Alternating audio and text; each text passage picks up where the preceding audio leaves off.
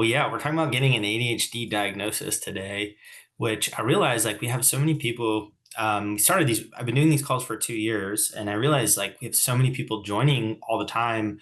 And right in the beginning, like 2 years ago, I did a little bit of this, not a ton, and I'm sure that this would be helpful. So this month's theme is all about getting an ADHD diagnosis, and we're going to revisit just yeah, getting a diagnosis and what that looks like and processing that. If you were on the calls 2 years ago, I mean, I've gotten better at doing these. There's a lot more research out there. There's a lot more information. So I think it's going to be really neat to do that. So this week is getting an ADHD diagnosis. And then next week, it's ADHD traits and what you need to know.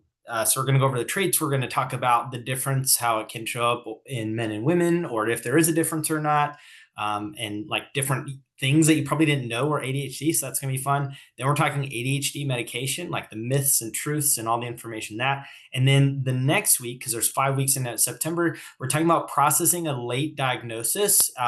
Just so you know, like grief and peace and all of these like mixed opposing emotions are very normal, especially when we get diagnosed as an adult. So with a mental health background, that's going to be a really fun call. And then we have a mystery guest speaker the last week. So that's going to be really fun. And then in our group coaching, we are focusing on conversion.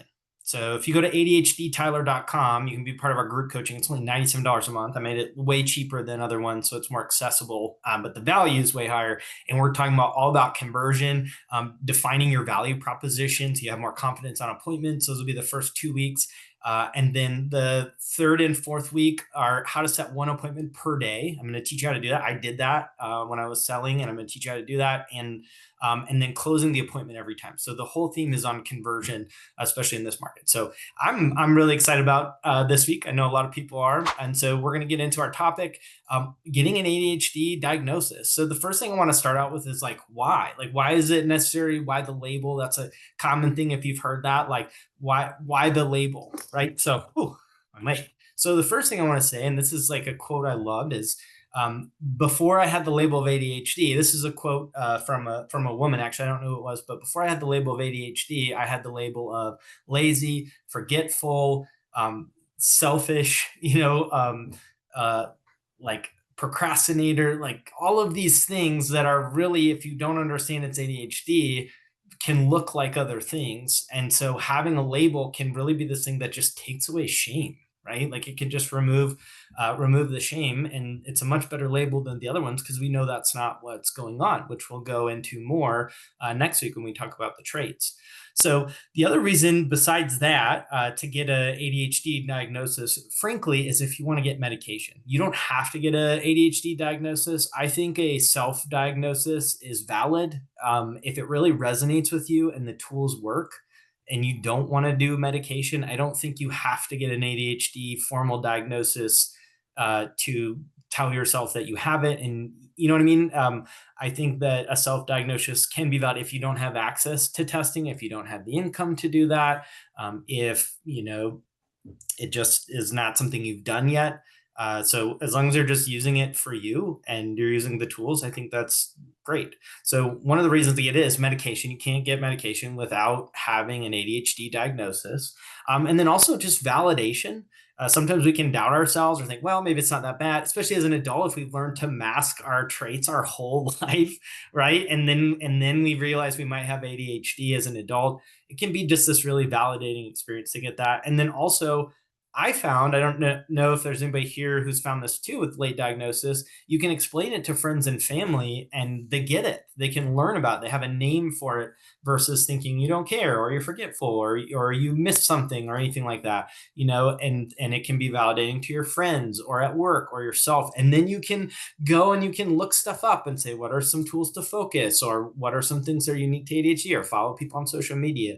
And so it's a really neat thing to have a name for how our brain is wired because they out there ADHD they have this diagnosis, right? Or like it's this disorder, and then you'll hear in other camps like it's this superpower, right? And like for me personally, I think it's both, and it's this really incredible way that our brain is wired and formed, and it can be this incredible thing that we can do unique things in the world, and we think about things differently. We have 10 times the amount of thoughts as someone without ADHD. I mean, that's like statistically proven, and we're great with risk and higher pressure situations, and deep empathy and intuitive and creative, and there's just so many really wonderful benefits. So also, like, I'm proud to have ADHD. Not necessarily I would be not like a super proud like I'm better than anybody, but I think it's really neat. And so getting a label like that is just cool to me, I think. So really, I think it can remove shame, it can explain what's going on, it can give you tools, and then also primarily to get medication.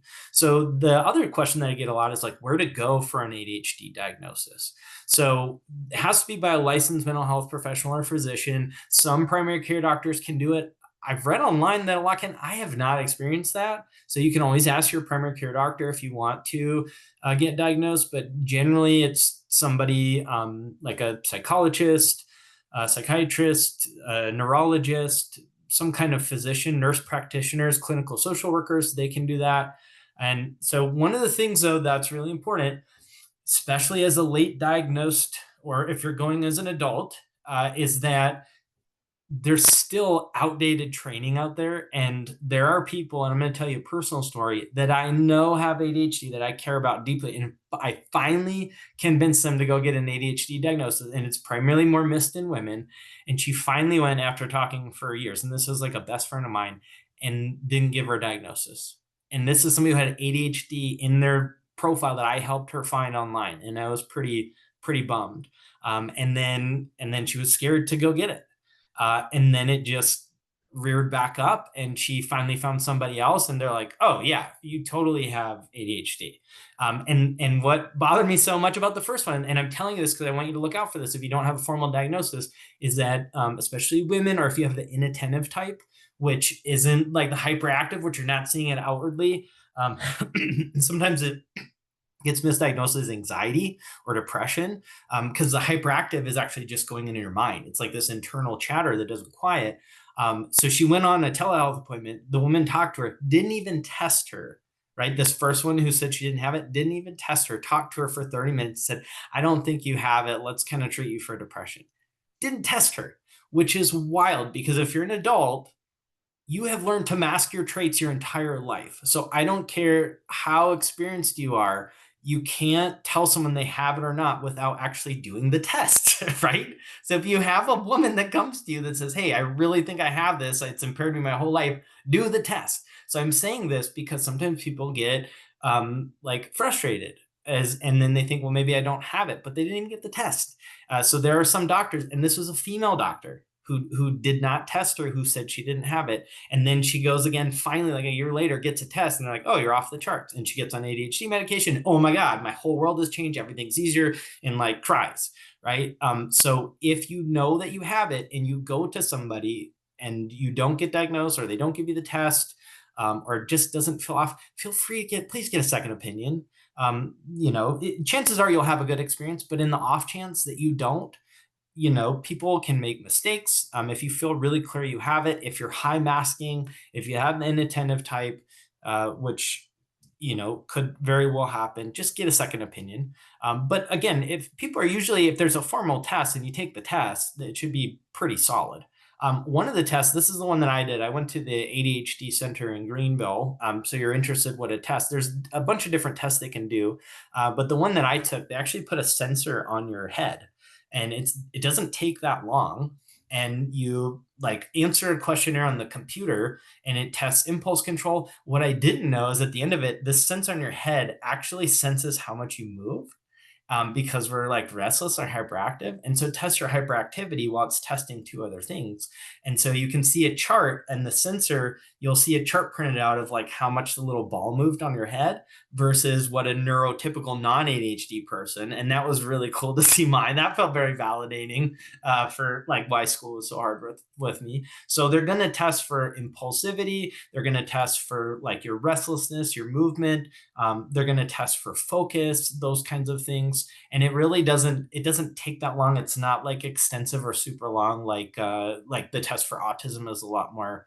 I mean, that in itself, getting an autism diagnosis, especially if you're assigned female at birth, is pretty they're just now realizing how to recognize it in women, right, or gender diverse people, because it's primarily men that got, or boys that got diagnosed with autism. So that's a whole other call there, because you can totally get misdiagnosed there. But so anyway, so yeah, go to somebody that knows what they're talking about. And when you choose somebody, I would really recommend, if you're not doing an ADHD center, which are going to be probably one of the best places to go, or a specialist, ask about their training experience in working with adults with ADHD, like their professional knowledge, and just understand their knowledge, because some people throw it on their profile but they don't actually specialize in it, and so they're not taking the update courses and they're not recognizing how things are changing and what they're finding out, because it was like less than 10 years ago. To give you an example of how new the research is, less than 10 years ago, they said you could either have a diagnosis of autism or ADHD. You can't have both. Like, you could only have one or the other diagnosed. Now they're saying 70% of people with autism have ADHD. 70%. So that's how new this research is. And so if you get an old doctor that's an experienced doctor, but they're not really experienced in ADHD, there's still a lot of myths that can happen from the old training that's just not being updated. So, and I've had people that will go to get an ADHD diagnosis and they'll get misdiagnosed with bipolar, right? Or depression or anxiety or things like that. And so, again, just trust your gut, and get a second opinion if you need it. Now, another option, because I've talked to two people last week who were on the list to get a diagnosis, but it was like a 2 to 3 month wait. So I'm going to give you a website that you can go to. Now, I'm not promoting this. This is just something that I've had 2 to 3 people that had a good experience with. It's ADHDonline.com. So I have not done this. I'm not saying this is the end all be all. I have had people, and I'll post it in the chat. I have had people who are on a waiting list that went to them, and I got good feedback about getting a telehealth ADHD diagnosis. If your primary care doctor can't diagnose you and you really need medication, like it's really helpful and you really want to not wait 3 months, ADHD Online is one of those options. There's more, but there are some legit ways to get a diagnosis virtually or telehealth. So then you could start medication earlier if you really need it. Because for some people, it's life changing. It's really life changing. So ADHD Online is an option there. ADHD centers are really helpful. Now, sometimes like the person who diagnosed you can't always do meds. An ADHD center can typically do both. And then a physician, if they can diagnose you, they can do both. But you really want somebody that understands meds, and we'll go more into that on the medicine one and the myths and everything in 3 weeks. But if you want to go to an ADHD center, it's super easy. Type in the big city nearest you. I mean, you could type in your city, but if you're not in a big city and it's not that far away, type in ADHD center and then like your city, and then look at the ones they have, because most big cities, if not all, have an ADHD center. And then look at the Google reviews and look for ones that have really good feedback. Somebody said, "My bad on the audio." Don't worry. I know it. Don't worry if you forgot to go on mute. It's okay. Like I've done that. Who else has done that? Where you forgot to go on mute and you're like, "Oh shoot." Yeah, no, it's totally fine. We've all done that. So yeah, no worries. I just want to say that. Okay, so yeah, so ADHD centers are really helpful, and they're going to be able to diagnose you. I really like them for adults sometimes too, because we're high masking. And so when I say masking, if you don't know what that term means, masking is when we learn to hide our traits, right? We overcompensate because we don't know it's ADHD or we don't have a diagnosis. And so if we might be impulsive, so we're really quiet when we're in some situations because we don't trust ourselves, right? Or we might recognize that if we talk too much or talk too long about something, it might be too much. And so we hold ourselves back, or we might appear shy, or we're late a lot of times, so we're extra early, these things that we can do, or we're a perfectionist or things like that. And so we go the opposite. And then also, if you have autism, I'll say this too, which I have both. Autism and ADHD can be kind of opposing, right? ADHD want novelty and change and fun, and autism, a lot of times you can want sameness and structure and routine. And so a lot of adults who are late diagnosed can have autism too, because they've covered each other up. and we don't get a diagnosis for both until we get on social media or our kid gets diagnosed or something, and then we're like, oh shoot, like that's what I have too. And so ADHD centers, depending on ADHD center, sometimes is a little bit better at catching that.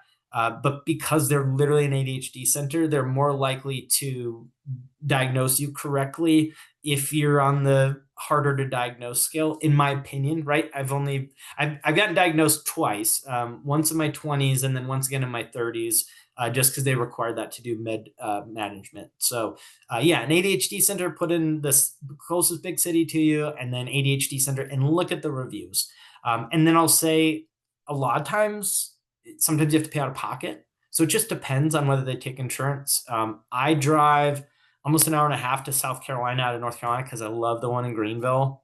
I pay extra to go there. I don't even need to. I could go to the one in Charlotte, which is 2 hours in North Carolina, and I could do telehealth. But instead, I literally drive there because I just love them, and their med management has been incredible for me. So I've sent a couple people I've coached over there, and they're gonna know here's this new med, and this one's off label, right? It's not necessarily, the forms aren't signed to use for adults for ADHD, but they're in process, and this might help you in this way. So if you find a good ADHD center, they can be amazing.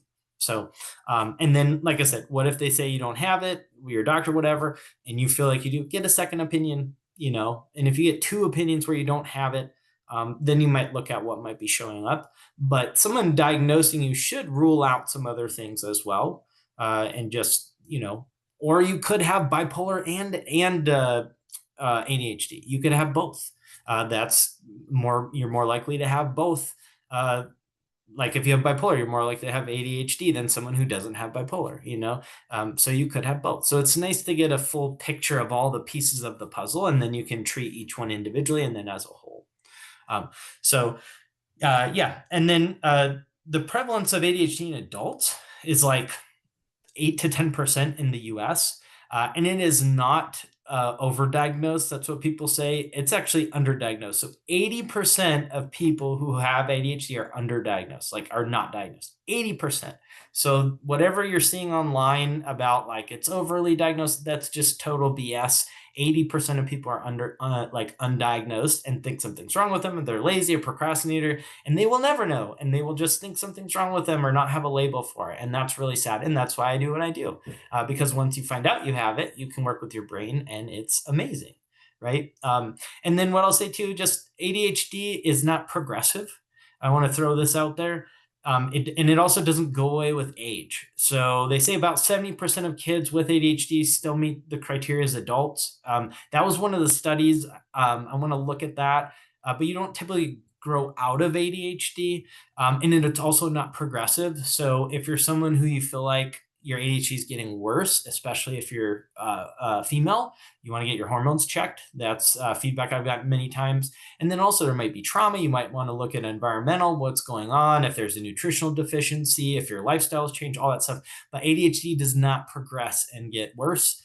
It also does not significantly raise your chances of having dementia or Alzheimer's. There's another clickbait article that's going around, but when you really look at credible people who research that stuff, there is still yet to be proven a medically significant increase in your risk for dementia or Alzheimer's, just so you know. Because I see people get worried about that. That is not true, but it'll make you click on an article and it'll make them get clicks, right? Let's see. Yeah, so that's really like, go to somebody that knows what they're doing, get a second opinion if you need it, and rule out other stuff. And you might have, the cool thing when you have a diagnosis of multiple things is like you might have depression and ADHD, and maybe I know Wellbutrin is an antidepressant that has helped some people with ADHD. So your doctor, if they really know what they're doing, might do something that treats both, and then also give you a stimulant or just whatever. So again, I can't stress enough how important it is to make sure the person you're talking with actually knows what they're talking about, and actually like is in this field. So that's and there's a couple things that can look like ADHD that aren't. And here's what I want to say: like PTSD, there's a big overlap between PTSD and ADHD. where there's a lot of traits that can look like ADHD. And if you have ADHD, it's very common to have PTSD. We're actually a lot more likely to get PTSD or to develop PTSD with ADHD because we take in more stimulus, because our nervous systems are more sensitive, because we don't trust ourselves, we don't doubt ourselves, we can be perfectionists, people pleasers, we may not set boundaries. So it's very likely you're going to have PTSD and ADHD. This is an interesting thing. If you have ADHD and you get on ADHD stimulants, you're going to feel more calm if it's the right one. It depends if you're sensitive to stimulants. If you don't have ADHD and you get on stimulants and you feel like you're on speed, and you've tried a couple of them, and it really is because there's something in our brains with ADHD that ADHD meds calm us and help us regulate. Whereas someone with a different brain who's not neurodivergent, it actually is like speed or taking cocaine. So that's an interesting thing to look at too. But there are some ADHD medications that can increase anxiety. So it just kind of depends. And then a couple more stats. Adult ADHD diagnosis rates have gone up 43% in the past decade. But that doesn't mean it's because more people have it because of something in the environment or our social media or our phones or whatever. It just means we're actually recognizing it, right? That's why other generations just had to like tough it out and not have a name for it. So it's a good thing that diagnosis rates are rising because people are actually getting treatment and they're not like sitting in struggle, right? But it doesn't mean that it's like popping up all over and there's something in the water. The average age of an adult diagnosis is mid 30s. So that's the average age. Now, remember that accounts for men and women, whereas women are going to be more on the 40s side and men might be a little bit younger. But the average age is mid 30s. Men are 1.5 times more likely to be diagnosed, but it is getting better. Women are starting to catch up. And then 70 to 80% of adults with ADHD have at least one comorbidity, meaning depression, anxiety, substance use, autism, other diagnosis. 25% of adults seeking treatment for substance abuse have undiagnosed ADHD, at least 25% or more. Because remember, it can be self-medicating. And so having a name for ADHD, if you're in recovery and you have treatment or stimulants or supplements or whatever, can actually decrease relapses. There's some stats around that. And then people with ADHD I don't know about this. This is a stat I got, but ADHD earn 17% less on average and change jobs more frequently before diagnosis. So once you get your diagnosis, your money should probably go up. So, and then treatment paths, right? Stimulant medication, there's also non-stimulants. There's therapy for that, lifestyle, exercise, sleep. There are things that actually can engage the frontal lobe that can help. And then also like an ADHD coach. That can be really helpful. I got that when I first got diagnosed, and that was really helpful. It helped me with my executive function, and that's why I created our group coaching. So it's really affordable. If you can't afford a one-on-one coach with me, then you can come as a group, and it's $97 a month, and that's it. And you can have access to an ADHD coach and referrals and all kinds of stuff. So again, go to ADHD Tyler for that if you want that. So that's how you get a diagnosis. So we'll email this out. So yeah, necessary for medication or validation for you or to your family. Make sure you're going to somebody credible who can diagnose you. And then ADHD Online is something I got good feedback about. If you want to go there, or an ADHD center is amazing. And then a therapist, psychologytoday.com. If you want a therapist too, psychologytoday.com is cool. And you can put in the criteria. You want somebody who understands ADHD. So you can get an ADHD knowledgeable therapist that might understand your emotion regulation issues or your impulse control or like not being able to focus or depression or shame. So I have a neurodivergent friendly therapist, and it's a totally different experience. And they don't make me sit in silence, and it's okay if I talk fast, right? It's okay if I don't want to go into something, or if I do, or I just get to unmask, and that's really nice. So that is my presentation on how to get a diagnosis. I want to hit that stuff. So if you want more, we have hour-long calls and a whole community and app with our group coaching. So ADHDtyler.com for that. Yeah, so shoot me a message if you need help, if you need anything with the diagnosis. And then next week, we are going to get into the traits and what you need to know. So you're going to probably find out some stuff about you that you didn't even know is ADHD that is in alignment with her brain. So it's going to be pretty fun. Anyways, we will email this out. Have a wonderful day. Thanks for being on the call, and we'll see you next week. All right, take care, everybody.